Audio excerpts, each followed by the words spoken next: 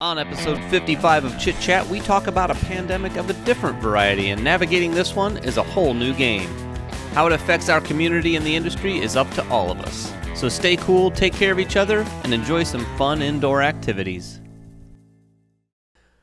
Welcome back to Chit Chat. This is episode 55, and we're going to be talking about, you guessed it, the coronavirus. And we're serious. We are going to talk about that and how it's kind of affected gaming in general, game conventions, just playing games. It's definitely probably affected almost everyone who's watching this in some indirect fashion. But before we talk about any of that, we've got some winners. Yeah, so last week we gave away Machikoro Legacy. This is going to Kel and Eddie. Make sure you email us at manvsmeeple@gmail.com. And this week we're giving away Run, Fight, or Die Reloaded. I actually really like this game. Yeah, it's a fun game. And we didn't replay it, so maybe we will keep this. But make a comment below and we may give this to you. But maybe. Right, so let's talk about the coronavirus. Obviously, it is on everyone's mind. It's affecting everything from the way people live, school systems. I have two young girls who are probably going to be called out for the rest of the year. It's canceled the NCAA championship. It's canceled flights to Europe. And I mean, everything is being affected. The whole NBA season has been canceled. Yeah. Right. But it's going to affect us because it's board gaming and be able to communally play games together. And the advice right now from all the healthcare professionals is don't get into large groups of people, especially touching board game components. Yeah. Which, it's such a communal game. Everyone's moving pieces, handing things off to other players.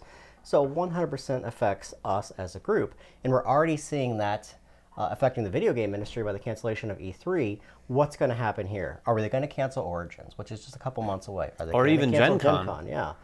Well, even further back in the whole process of the game. I mean, this all started in China, where a majority of our games are made, and the delays that are happening are kind of cascading, and we're not really going to see the full effects of those until, I don't know, months down the road. Yeah, but I have a feeling a lot of games are getting pushed back till next year. That's one of the original sort of pieces of news that came out in terms of how it was affecting industry, was a lot of the factories were being shut down for at least a period of time. I first heard about that as it related to like the video game industry, because a lot of people are wondering about, like the new PlayStation, the new Xbox. It's supposed to come out later this year. Mm-hmm. There's even virtual reality headsets, because I was in the market for one. I wanted to get one, but you can't find them right now because they're sort of backlogged, and it has to do with some of that. So it is definitely impacting us from the very beginning like that, all the way to the table. I see the video game market being a little bit differently because those can be delivered digitally. Yeah. Like they can still work from home, maybe. And it's a good thing to do, right? Staying home and doing that. Right, but board games, again, you have to be in a group of people typically to play them. You can play them on apps, but it's not the same. The introduction of like the manufacturing, how that's going to affect everything. We're already seeing it, especially on your end, since you deal with a lot of publishers, games that were supposed to release in the next couple months, maybe even this month, are getting pushed back to Gen Con releases or Origins releases because they can't get manufactured, which pushes an entire schedule back. I imagine this is going to affect the majority of the Kickstarters as well, that people are expecting to get on a specific time frame. So everyone's production cycle goes into awry, which means that retailers feel the effect, gamers feel the effect, publishers feel the effect, marketing teams feel the effect. It's got a ripple effect that's going to affect everything. Yep, well, sure does. Manufacturing aside, they're even questioning now whether cargo containers and shipments are even going to be allowed to come from places like China. And so even if you can get your game manufactured, now it's a question of will it even get to the States? And there are people panicking in the industry right now because they have game launches that they're relying on that income to keep their game company going. And if those products don't get here to sell, then what happens to them?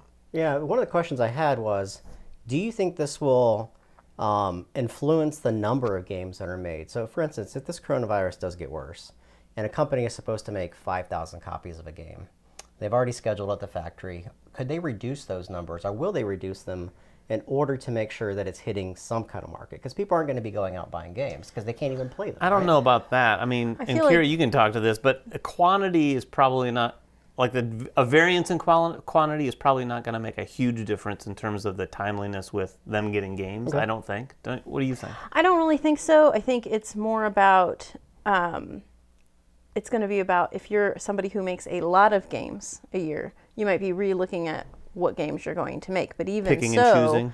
It's just a matter of thinking about it from a shifting schedule. I think who it affects the most are the smaller publishers who are only making 1 or 2 games a year, who need those games to be made.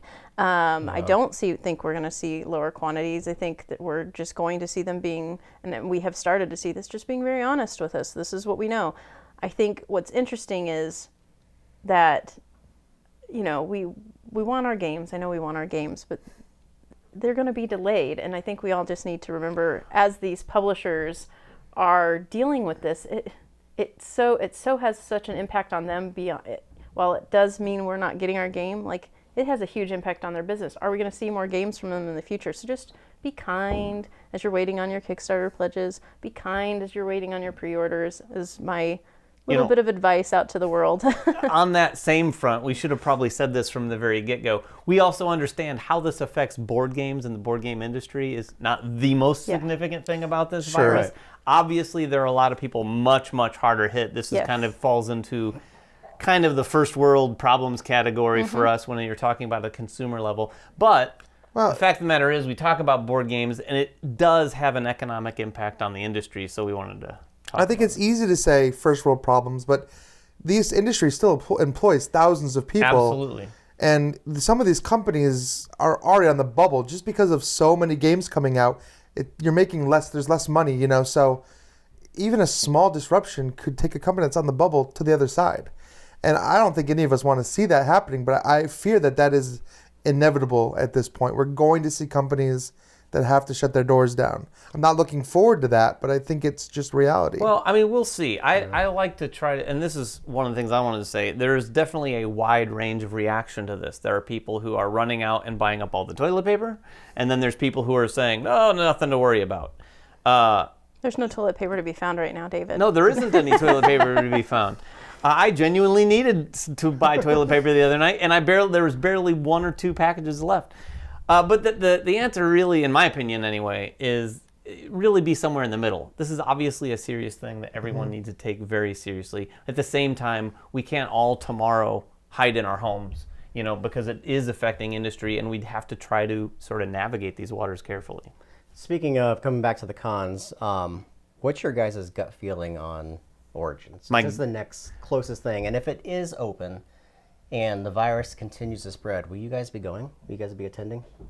I would say that if it's going on, I will probably attend and be very, very cautious. I don't know what the situation's going to be like in terms of like testing and the test kits and whatnot, but I would say we all have to be cautious, but at the same time, if something is happening like that, me personally, I'd probably attend and just be very cautious about everything. There's not going to be any handshaking going on for sure. Right. I mean, very little contact, and I think any game I play, I'm probably going to sit down, and I'm not this guy typically. I'm probably going to sit down with a bottle of hand sanitizer and say, all right, everyone who's playing, line up here. Right. My parents actually, they play bridge all the time. I think I've mentioned that before. And they're elderly, and they play with a lot of elderly people. And they've started canceling even just their bridge clubs just because it's like a group, 20, 30 people, but they're all at high risk. Yeah. So I think that's the thing that people have to think about for themselves. If you're going out and you live with your elderly parents, or you work in a school, or I work from home. If you work in a place with 100 coworkers, maybe don't go to these conventions. Maybe if you're bringing that back with you. Now, if I bring it back with me and I'm in my basement with my family, everybody needs to know their situation. I've already spoken to my family and said, I've been going to things. We went to IndieCon last week. Who knows what was being spread around there? So I'm like, maybe I don't go see my grandparents. Maybe I don't go visit my parents. Just be responsible. If you're going to a convention anyway, don't go visit your elderly grandparents in the nursing home the next week. Yeah. It's up to everybody, as you said, to make their own decision. For me, it's about being responsible to everyone else. We have to shop. I'm comfortable shopping online. Probably going to do most of my shopping online for a while. Probably not going to any shows for a while. I kind of want to see how things progress, but the fact is that just because I generally don't get sick, and I do a very good job because I'm a little bit paranoid as it is around germs, but I do a pretty good job of not getting sick after shows, but that doesn't mean that I cannot carry it back to somebody else, and who knows who I'm going to run into, whether it's one of you or someone at the store or my husband, and then he has to go to work. I mean, where he works, they take it very, very seriously because they do a lot of shipping. And so because the virus can live on things for 3 to 4 days, on products, certain types of materials, they have to be very cautious about that. And so, I don't know, from my standpoint, I feel like it's best that I don't do anything until we know exactly what the impacts of going to something like that could be. Yeah, for me, I think there's a lot of emotions that go into going to a con. I think for me, they're highlights of the year. I love going to Gen Con. I love going to Origins. I loved going to Essen for the first time. And a lot of people get very emotional because they feel like they should be there, and it's a great gathering place to be able to push out your product and talk about games with other people. But also, I'm fearful. Like, I don't know much about the virus. I've been following it online, but I don't think even scientists know how it's changing and the long-term effects of it. So it's probably better to be cautious, in my opinion. I have a wife who works in the medical field, and she can carry that to other people and not even know she has it. So if I can take myself and put myself in a situation where I'm not in contact with people, but I can still provide the board game industry with information about games and whatnot, it's probably the best to stay home for me, personally. Yeah. And to answer your original question, gut, I think there's a reasonably good chance, not just Origins, but a lot of things this year could be canceled. I mean, I wouldn't have said that to you 3 days ago. Yeah. But as of taping, this is the day after all sports have effectively been canceled, or, I'm hyperbole, but it's a lot of different things. Those are, once I started seeing the huge decisions that had massive economic and financial implications, and the NBA suspending their season, that is not something anyone would do lightly, nor the NCAA. It became significantly more serious. My sons at college, they're going to be taking online courses for the rest of the year. A lot of school systems. Yeah. In fact, I just heard today, Ohio, the state of Ohio, all the schools shut down for the next several weeks at least. That's crazy. On a statewide basis. Fully expect it to happen here as well. And one of the lovely things about our industry as well, we do have things like Tabletopia. We do have things like live streams where we can still enjoy and play things with the community and show things to the community. I mean, I'll be looking for more things like when we did our Tiny Towns where we actually got to play with the rest of the group. Like, let's look for some games like that where we can still have the experiences with our friends and our fans that allow us to still do the things we would do maybe in a different capacity, but keeps everybody safe. And we have video games as well. Yes, well, and not to mention, board games innately, too, are things that you can stay home and do with small groups of friends that you're around all the time. The four of us are going to continue to play games. We don't live with each other. It just feels like that at times. But we're going to play games together. I'll probably play games with my consistent groups, with your families. Most of what we've been talking about today has been the convention season, obviously. Right. Those are the big things that are going to feel, I think, the biggest pain, not to mention some of the manufacturing stuff. The economic impact across the board is going to be high. I think we'll see some things like people figuring out, can I manufacture in the U.S.? What can I do differently to promote my games than going to a show? What are the different things we can do? And it's just going to be something where we all have to change how we function for a little while, and we have to look at other ways we can help impact the economy in a positive way in our areas. That take, since other things are going away, and help keep things going. We don't want to see people lose their jobs or anything. So keep looking out for the games. Let's continue to support our publishers. Let's not freak out if everything's a little bit late and know that they're doing the best that they can. And go from there. Yeah. Let us know your comments about the coronavirus and what you're going to do, your expectation for the con season as well. Let's move on to more positive stuff. We just got back from IndieCon. This is a local convention here in Indianapolis that we participate in. We're also sponsors of that particular show.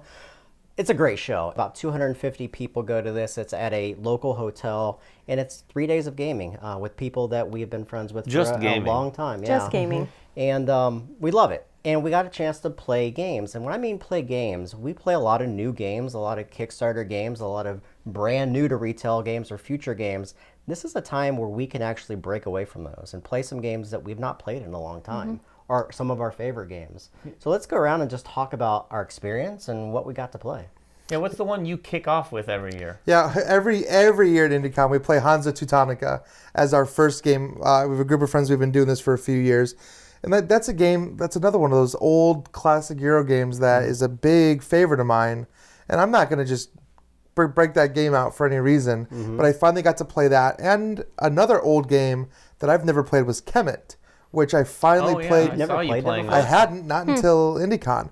because when do I get the chance, like, to review games, Sure. to be a content creator? Like Kemet's, maybe when the new version comes out, but I really enjoyed it, and I understand now why so many people have loved Kemet for so long. Like, I see the influence it's had on other games that I've played since. Yeah. And I got to tackle On Mars again, which is, again, that takes a huge chunk of time. Funny enough. And you started that at what time of started night? this at midnight. Yeah, that's smart. And ended at 4 a.m. And we looked at each other and we said, how the heck did we just play this game for 4 hours? Turns out we all forgot about daylight savings time. So It was a 3-hour game. so it was a Right, 3-hour yeah. game that lasted 4 hours. And Lacerda games feel long already. right. So yeah, That was a late night. It was a late actually night. late night there that same night. I Yeah, played you were. Pichu instead, though. But I left about an hour earlier than you did. So the con for me, like Jeremy said and like Ryan said, it is a chance to play older games that we haven't gotten out in a while. What I find myself doing at a con like this, though, is also taking some of the games that we've maybe had more of an opportunity to play or had early access to or something like that, and then sharing that and playing that with other people. I think last year Vindication was kind of hotly released, so I was, as you know, a big advocate of that, so I played that a couple times. I actually played Vindication again this year, and I think the last time I played was maybe last year. I love the game, but I just hasn't gotten to the table that much. But the game for me this year was Death May Die. We've played this quite a bit over the last year since it came out. I played this twice at IndieCon, and both times we lost. One was pretty quickly. The second time, though, was, I almost want to say, the most fun I've ever had at the gaming table. And we lost. This is not a game that I think a lot of people would think of as like, oh, that's good times and jokes around the table, but we were just having a blast with it, getting into it, goofing around, getting into our roles. People were doing voices. It was a really weird and fun experience. And some of the, if you've ever played Death May Die, there's these sort of psychotic cards that you get at the beginning that are sort of something you have to deal with. And they can be good, but they can also be, or they can be bad, but they can also be good. And we were counting on mine to trigger at the end of the game. I died. I was one of 5 people. I was the 4th person to die. It came down to one last guy. We had 9 points of damage to do to the big bad to win. On his first attack, he did 5. He needed 4 more damage with 1 roll, and he couldn't mitigate that roll anymore. So it came down to 1 roll, and he rolled 3 successes. So we came literally one single success on that roll away from winning, and we lost. But it wasn't disappointing, It would have been awesome had we won, and people all around us would have been annoyed because we would have burst out with noise.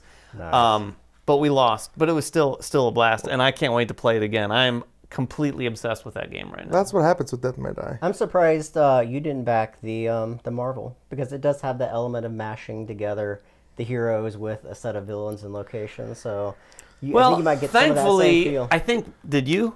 No. I did. These 2 guys backed we it, both so backed I'm it. good. That's how Marvel, I was. so He backed it, and my buddy backed it. I don't need to back it. I'm good. I did come this close. I did too. You and I I had, went back yeah. and forth. I was like, should I? And he read the rules a couple times. I Yeah. was like, okay, tell me, is the game good? Because the miniatures are so dang cute. Yeah. I wanted it just for that, but no, I did. I have 4 games I want to talk about, and I'll talk about them briefly. I introduced Stay Cool to a lot of different people. Oh, yeah. I think this is going to be the party game of the Yeah. year. Just like Just One was, 2 years ago?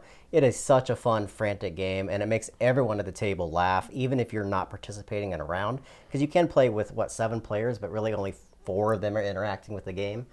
Awesome game. This is from Scorpion Mask or something like that. If you want to see Jeremy just completely crumble at the table, Yes. he was the first entertaining. one to go in our game, and the man just fell apart. It was hilarious to see. Yeah. And the So one thing good. I think we all agree on this game is, as much fun as you have at it and as much laughs, when you're done, You're done. you kind of don't want to play it immediately again. Right. Well, it's stressful. It is legitimately stressful. Yeah. The other 3 games, one of them, it's Dark Ages. It's coming to Kickstarter. I really, really like this game. I love Civilization 4X games, and this does all the things I like about this style of games, but it adds Euro mechanism. So there's a point salad at the end of the game. It's not just one winner. So everything you do is going to give you points, and I really liked it. I had a chance to play Trajan again. This is, in my opinion, probably Stefan Feld's best game. It is so ugly, and it's been years since we've played it, but it's probably one of the ugliest games I've ever played. Maybe Carpe Diem is just as bad, but it just needs a graphical update. I think It's so Trajan good, wins though. the competition, Yeah, actually. There. I mean, it is pretty ugly. It is bad. literally, when you say 7 shades of beige, it is Yeah. the king of that. I think there's some black in there, right? It's an ugly game, but it's a great game. And then the final thing I've been doing lately is I've been trying to collect Star Wars and Lord of the Rings. So thanks to a lot of people on Facebook who have reached out to me to give me some of their Star Wars cards and some of their Lord of the Rings cards, and I mean the Decipher games from years ago. I was a passionate Star Wars and Lord of the Rings players for about 10 years, from the time it came out in, 96 until Lord of the Rings died. And unfortunately, I sold all of my stuff, but I got my first house payment with it, so it's a good thing, but I've missed having my cards, and I'm recollecting them now. So I'm going through all the sets of both of those and trying to come back to where I was when I left it. So Yeah, I can't wait to play some games. You got to build some I light will side and introduce- dark I side want to get decks. all my collection organized first, so I know what I'm missing, and then I'll build some decks, and then we'll play. That was a lot of fun. Yeah. And speaking of all of your generosity there, I miss collecting Lamborghinis. So I'm hoping, I mean, you guys don't have to send me any, but if you want to, you can. All right, Kira. You're going to get a lot of Matchbox cars. I played a lot of repeats, which was nice, and a couple of new things. The one new one that I wanted to point out was Gun and Cunnin, which is Oh, gonna yeah, be, you guys played that with Alicia, yeah, didn't it's you? going to be Divvy Dice when it comes to US from Stronghold Games. They have a lot of the roll and write lines from Schmidt Spiel. So I was excited to see this one that is going to be theirs, and excited that you got an early copy in German. I bought it from Germany. Yeah, because I really liked it a lot. It had a lot of really fun little chunky gamer things to it, like Gons, but better. You're drafting It's cards but in it, yeah, right? you're drafting or building a tableau of cards in front of you, and you're using those cards to use bonuses to be able to do different things. And drafting dice, of and course. drafting and dice, just have it the putting it all together. It's the cool. puzzle It's of really getting cool. Who's all the the designer points. of that? It's not Wolfgang. No, No, Somebody it's nobody I else. recognized. Yeah.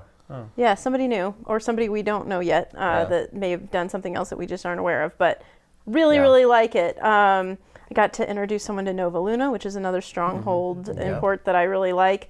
We got to play Terra Mara again, which You love. man. he does not like it, but boy, oh boy, that was so Man. much fun to play again. What I the love point that spread game. in that game was ridiculous. Oh, It was. was I re- it posted a was- picture of it. Everybody's like 158 to all of us at 50 something. Yeah, it was pretty bad. Well, benefit of knowing the rules. Sure. Yeah. Yeah, sure. Jeremy has.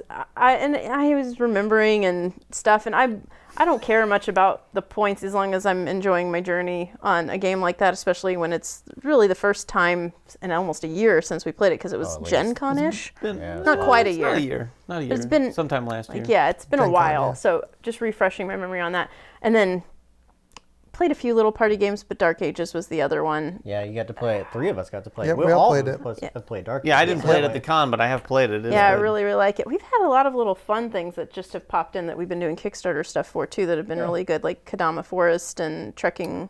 And what was that other one that you guys just Oh yeah, did not today? at the con. Trekking was a really pleasant surprise. Yeah, And we yeah. played Paris and Paris, Yeah, that's the Paris, one. yeah.